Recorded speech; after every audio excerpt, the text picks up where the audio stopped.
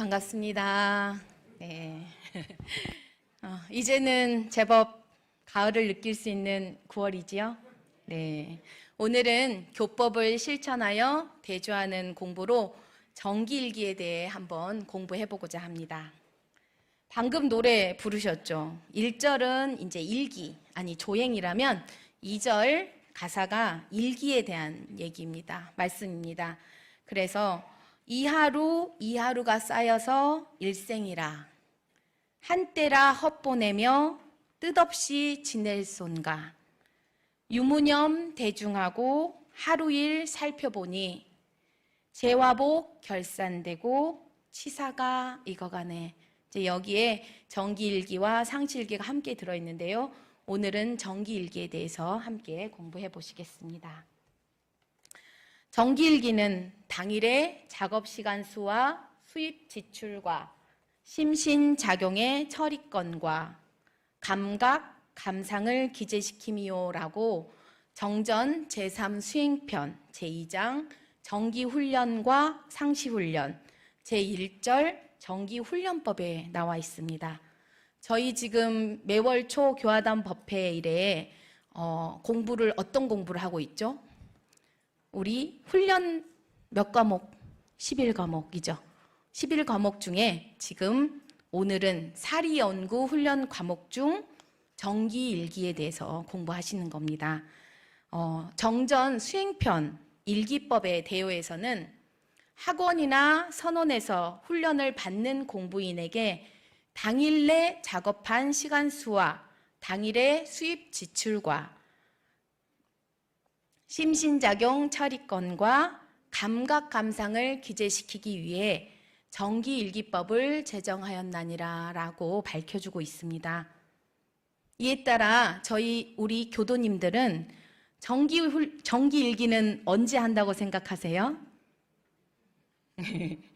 정기일기는 정기훈련 기간에만 기재한다고 많이 알고 계시면서 이렇게 살짝 이렇게 밀어두고 계십니다. 저도 훈련원에 들어가면 그때는 이제 훈련 책자를 받고 제일 뒷면으로 보면 일기장이 있거든요. 거기에 꼬박꼬박 아침 선부터 해가지고 저녁 연불 일기까지 막 빽빽히 이렇게 채워 넣으면서 그 작년까지 일주일 훈련 날 때 그렇게 했던 기억이 나는데요. 그때는 정말 정기 훈련 기간에는 어때요? 작정하고 가잖아요. 작정. 여러분들 곧 100일 기도가 돌아오죠. 100일 기도 하시려면 저희 교도님들은 절대 나 부르지 마라. 자녀들이 언제 서울 올라오세요 하시면 나 50일 기간 동안에 교당에 안 빠지니까 절대 나 데려갈 생각 하지 마라. 어때요? 작정하시잖아요. 마음을 모으시잖아요. 우리 가족을 위해, 우리 세계를 위해, 우리 교단을 위해 기도하시는 그 마음처럼 우리도 이 훈련을 받기 위해서 이렇게 작정을 하시는 거거든요. 마음 먹는 거거든요. 그런데 정기일기는 정기일기 중에 정기란 말은 일정한 기간만 의미하는 것이 아니라 일정한 기간마다라는 뜻도 있어요. 그래서 일정한 기간이라는 것은 어때요? 학원이나 그 정기 훈련 기관에 들어가서 하는 공부라면 우리 일정한 기간마다라는 것은 우리 매 일요일 법회에 오시잖아요. 예외에 매주 일요일 법회에 오시는 것, 그리고 또 단회를 하시는 것, 그렇죠? 일정한 기간이 있어요. 한 달에 한 번씩 단회를 한다, 그렇죠? 그리고 매주 일요일에 법회를 본다. 고정적이면서 일정한 기간마다, 그리고 우리가 반백일 기도를 한다, 그렇죠? 그때마다 공부를 하는 것도 정기 훈련이 들어가는 거거든요. 그래서 대종사님께서는 사람의 마음은 지극히 미묘하여 챙기지 않고서는 그 마음을 닦을 수 없으므로 챙기는 마음을 실현시키기 위해 상시응용 주의사항과 교당 내왕시 주의사항을 정하셨고요. 그것을 조사하기 위해 일기법을 두어서 물 셀 틈 없이 그 수행 방법을 지도하셨다고 대종경 수행품 1장에 말씀하고 계십니다. 그럼 정기일기를 왜 할지, 정기일기의 목적을 한번 살펴보는데요. 첫째는 작업 당일에 작업 시간 수를 기재하라 하셨어요. 당일의 작업 시간 수. 주야 24시간입니다. 저희 24시간 동안 가치 있게 보낸 시간과 허망하게 보낸 시간을 대조하여 허송한 시간이 있고 보면 뒷날에는 그렇지 않도록 주의하여 잠시라도 쓸데없는 시간을 보내지 말자는 것입니다. 작업 시간이란 뜻이 뭔지, 작업 시간. 그러면 무슨 일에나 눈, 귀, 코, 입, 몸, 마음의 육군을 작용하여 업을 짓는 시간을 작업 시간이라고 합니다. 그러면 허송 시간은 무엇일까요? 우리 교도님들 허송 시간 보내고 계시나요? 허송 시간. 노는 시간일까요? 쉬는 시간일까요? 노는 시간? 쉬는 시간? 그런데 대종사님께서는 노는 시간, 쉬는 시간도 자신을 여유 있게 하고 가치 있게 할 수 있는 시간이다라고 하시면서 이 시간들을 허송 보내지 말라, 쓸데없게 보내지를 말라라고 또 자비의 말씀을 또 해주셨어요. 그리고 또 둘째, 당일의 수입 지출을 기재하는데요. 수입이 없으면 어때요? 수입의 방도를 준비하여 부지런히 수입을 장만하도록 하며 지출이 많을 때는 될 수 있는 대로 지출을 줄여서 빈곤을 방지하고 안락을 얻게 함이며 설사 유족한 사람이라도 놀고 먹는 패풍을 없게 하기 위함이다 라고 하셨습니다. 수입 지출은 도움을 주는 해시, 해수 대조하시죠.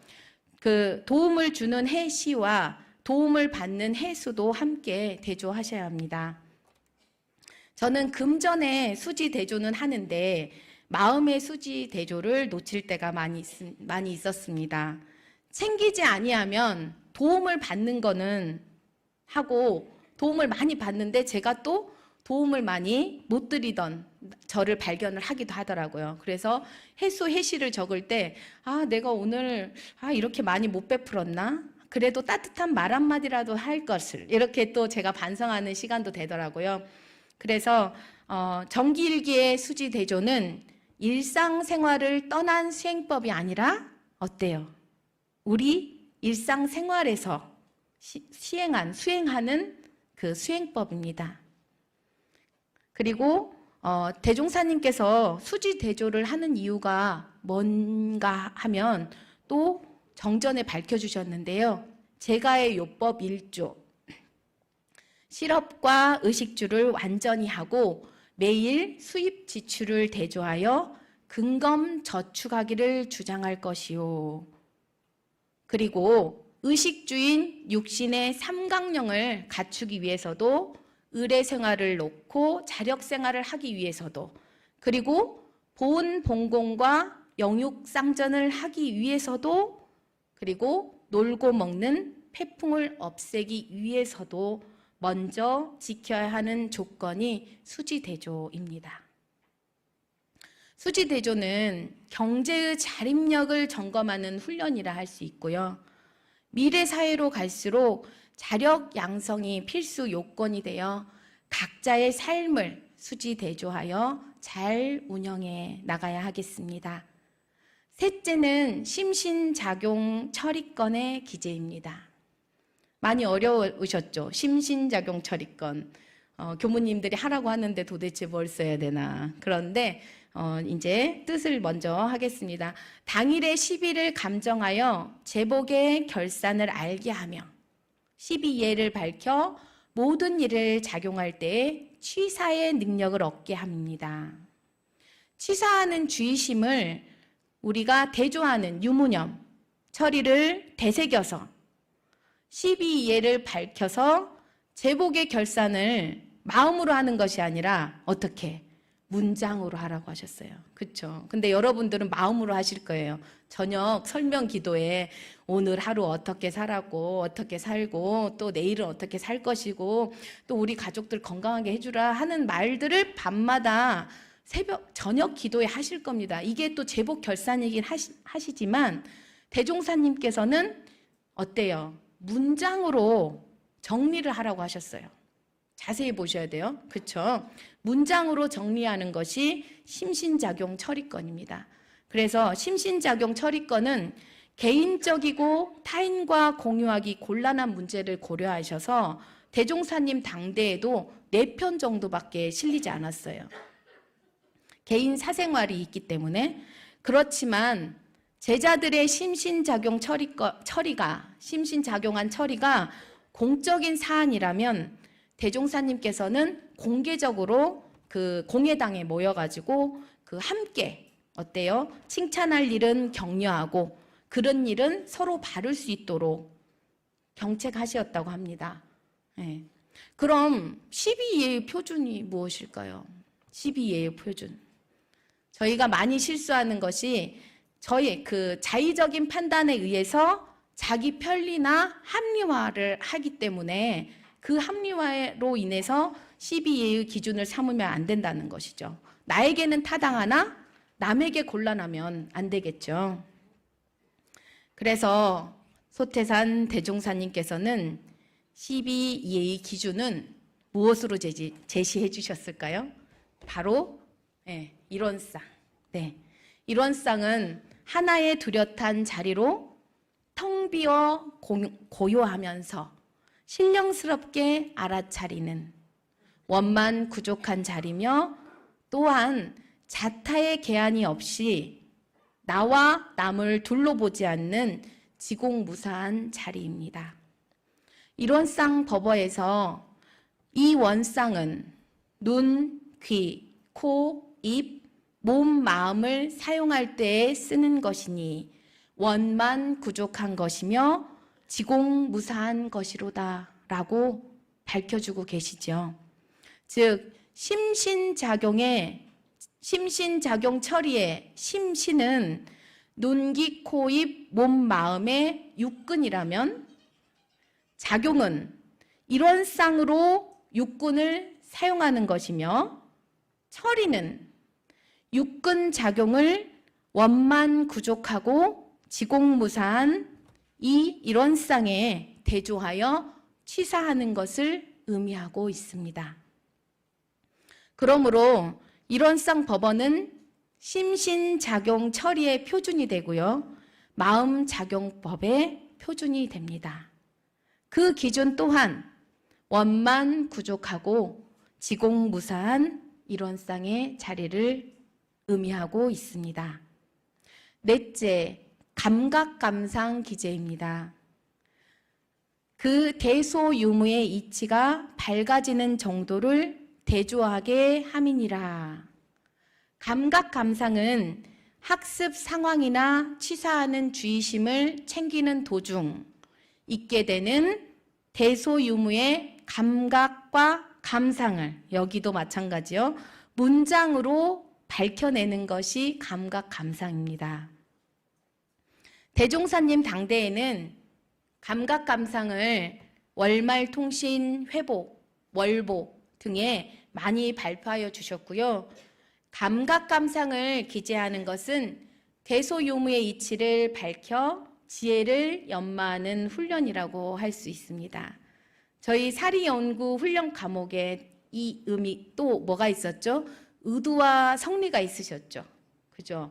의도와 성리를 계속 궁굴리면서 연마하시다 딱 깨달아서 그것을 어때요? 글로 옮기면 감각, 감상이 되는 건데요. 그럼 감각은 뭐고 감상은 뭘까? 감각, 한 사물을 접했을 때 그 사물에 대한 느낌이나 생각을 얻는 것은 감상이라면 그 사물에 관한 것 외에 또 다른 어떤 것을 깨닫게 되는 것은 감각입니다. 감상은 진리나 이치에 대한 생각, 인간사나 우주 만유의 현상을 접하면서 공부인으로서 진리적인 생각이 일어나는 것을 의미하고요. 감각은 진리나 이치에 대한 깨달음입니다. 우주가 산경전이라고도 말씀해 드렸잖아요. 각자의 마음이 곧 법이다. 그래서 일상생활 속에서 어때요? 보고, 듣고, 생각하는 가운데 문득이 중요합니다. 이게 소각이겠죠. 문득 원리나 진리에 대한 깨달음이 있어지는 것. 또한 의심권을 발견하여 궁굴리다 보면 문득 깨달음이 생기는 것입니다. 예를 들면 이제 가을이죠. 어때요? 뭐가 떨어지나요? 낙엽 떨어집니다. 낙엽을 떨어지는 것을 보면서 어떤 사람은 저 많이 인력으로 떨어지는가 보다. 그러면 이거는 뭘까요? 감각이죠. 그런데 감상은 낙엽이 떨어지는 것을 보면서 세월이 흘러가고 있구나. 무상한 인생의 이치, 그런 느낌이나 생각을 표현하는 것을 감상이라고 합니다. 초기 교단의 신앙 수행담과 문학 작품들이 감각 감상에 포함되고 있습니다. 그러면 정기일기 기재 어려우시죠? 정기일기 기재는 어떻게 해야 할까요? 다시 첫째는 작업시간수인데요. 작업시간수는 육근을 움직이고 활용하는 시간수를 계산하는 것을 의미합니다. 예를 들면 하루 24시간을 나눠보면 수면, 잠자는 시간을 7시간, 식사 시간을 3시간, 3시간, 4시간, 5시간 잡을 수도 있죠. 1시간 반씩. 그리고 업무 시간, 이제 저는 근무하니까 업무 시간, 그리고 또 연구 시간, 또 어때요? 노는 시간이 있고 보면 경전법규 연습을 하라고 하신 것처럼 그 수양 시간, 연불 시간, 사경 시간 이렇게 여러분들 나눌 수도 있으시겠죠. 그리고 운동 시간, 아주 중요한 몸불공의 운동 시간. 그리고 어때요? 우리 교도님들 법회 보고 딱 집에 들어가셔서 휴식 시간, 낮잠 시간. 어떤 교도님이 교무님은 낮잠 안 주무세요 하시더라고요. 낮잠 시간도 어때요?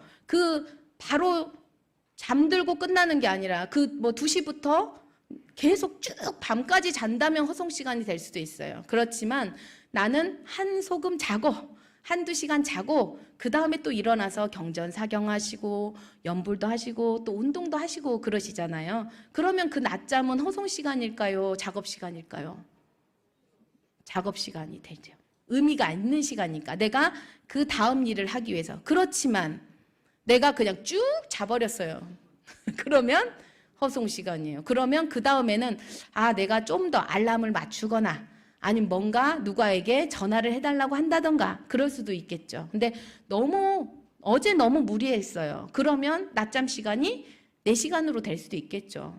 30분만 될 수도 있고요. 그거는 각자의 몸의 상황인 거지 너는 30분 잤으니까 괜찮고 너는 1시간 잤으니까 허송 시간이야 이런 건 아닙니다. 그래서 이제 통계를 냈는데 통계를 아무리 이제 저녁에 그러니까 저는 아침에 계획을 세워요. 그러니까 전날 저녁에 내일 뭘 해야겠다라는 대충 계획을 세우고 아침에 한 번 더 계획을 점검합니다.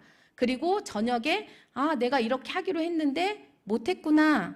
그런 와중에 내가 이 시간을 허송 시간으로 보냈구나. 그냥 내가 흘려 보냈구나 하면서 이제 점검을 하게 되는데요. 아까 말씀드린 것처럼 작업 시간은 어때요? 은혜를 생산한 시간이어야 돼요. 그리고 바람직한 방향으로 활동한 시간을 작업 시간 수로 세워야 되는데 계문을 범했다거나 안 좋은 일을 했다거나 그런 것은 작업 시간이 되지 않습니다. 두 번째, 수입과 지출. 수입과 지출, 여러분 젊으셨을 때 가계부 많이 쓰셨죠? 네. 예전에 어머니들 가계부 쓰시더라고요. 어머니들. 그래서 일반적으로 하는 금전 출납부와 크게 다르지 않고요. 종교를 갖지 않는 사람도 어때요? 가계부나 금전 출납부를 꼬박꼬박 기재해서 알뜰한 살림을 영위하는 사람들이 얼마든지 있습니다. 그러나 원불교 일기도 어때요? 불필요한 지출이 많을 때에는 수입을 위한 방법과 지출을 줄일 방법을 찾아 실천하여 수입과 지출을 철저히 대조하여 경제적인 대조를 하도록 유도하기 위해 정기일기에 이 수지 대조를 실시하고 있는 것입니다. 세 번째, 심신작용의 처리건인데요. 교화단 마음공부책에 너무나 자세히 되어 있더라고요.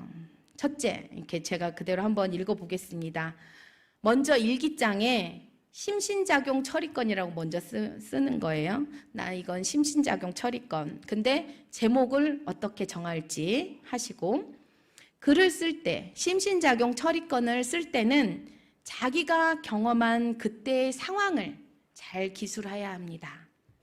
장소나 시간, 참여한 인물, 분위기 등을 자세히 기술해야 하는데요. 상황 기술이 없다면 일기를 감정하는 사람에게 사람마다 다른 판단이 나올 수 있습니다. 그리고 자기가 심신, 몸과 마음을 작용한 경위를 기술하게 되는데요. 경위를 기술할 때는 자신의 심신을 작용한 바를 구체적으로 적으시고 그에 대한 주의의 반응과 결과를 밝히게 되어 있습니다. 그리고 기재이잖아요. 기재. 최대한 객관적으로 써야 된다는 것. 그리고 심신작용 처리건의 결론 부분은 자신의 심신작용에 대한 옳고 그름을 감정하여 제복을 결산해야 합니다. 심신작용 처리건은 제복을 결산하는 데 의미가 있습니다. 그래서 여러분들 한 경계 한 경계를 지날 때마다 내가 이 경계에 헤매고 또 그 경계에 헤매면 그냥 또 계속 그 경계에 흔들리면서 마음을 잃게 되는데요. 한 경계를 지내면서 제가 일기를 쓰게 되면 그 상황을 기재하게 되면 내가 어떤 것에 끌렸는지, 나의 아상에 끌렸는지, 나의 탐심에 끌렸는지, 나의 어리석음에 끌렸는지를 보게 돼요. 적다 보면요. 그냥 어떤 한 상황이 그냥 휙 지나가 버리면 어때요? 밤에 나 오늘 뭐 하고 살았지 할 때 기억이 안 날 때가 많죠. 그래서 좀 젊으셨을 때 이렇게 노트도 들고 다니면서 기재를 하셨던 분들 많이 계실 것입니다. 지금도 늦지는 않으셨어요. 한 줄이라도 어떤 상황에 내가 왜 이렇게 반응하고 있는지, 그 상황에. 그래서 내가 지금 뭐에 끌리고 있구나, 그것만 찾으셔도 성공하신 거예요. 그런데 그것을 여러 번 경계를 지날 때마다 내가 제복을 결산할 때 내가 그 마음을 빨리 알아차리고 이 방법으로 가면 좋겠구나, 그리고 그 상황을 도저히 내 힘으로 못 뛰어넘을 것 같으면 감정을 받으셔야 됩니다. 감정. 저 힘으로 제 업에 쌓여 있어서 그거를 이렇게 요즘은 드론으로 이렇게 쫙 보시잖아요. 이게 메타인지라 그래요. 좀 나를 벗어나서 이렇게 멀리서 이렇게 쫙 봐야 되는데 내 업에 가려 있으면요, 내 한 구멍 여기밖에 못 봐요. 교감님께서 그런 얘기 하셨듯이 내 요 그릇만 보면서 모든 게 다 힘든 거거든요. 한번 나라는 상만 살짝 넘어서 이 멀리서 쫙 보게 되면 조금 더 치사하실 때 힘이 생기시는 거거든요. 그래서 유사한 경계를 대할 때마다 치사의 방향이 새로 고쳐지는 겁니다. 그래서 치사의 능력을 얻는 우리 공부인이 되시는 거고요. 지도인의 감정을 받는 것이 우리가 내가 이렇게 잘하고 있는가, 줄맞는 공부를 하고 있는가 이렇게 점검하는 공부가 되어집니다.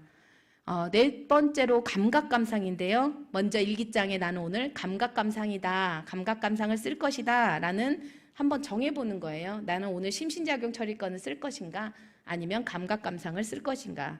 그런데 감각은 어때요? 아까 우주의 이치인 것처럼 공부하는 가운데 불조의 화두나 기타 의심건 또는 대소유무의 이치에 관해 깨달은 바가 있으면 기록하면 되는데요.